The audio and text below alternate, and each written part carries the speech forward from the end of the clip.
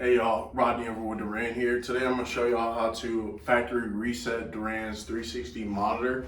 So with the factory reset, that's going to erase all of the programming and the settings to the default. What you want to do is press the P button for program, press and hold that for 30 seconds.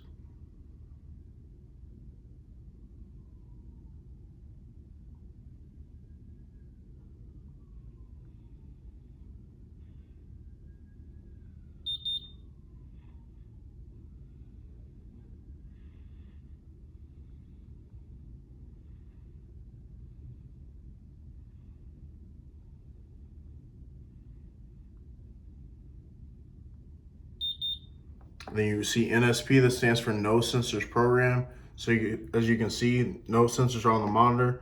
Press and hold program for 5 seconds, get you in the program mode. See all those wheel positions are available to be programmed. That's all I got for y'all today. Thanks for tuning in. Until next time.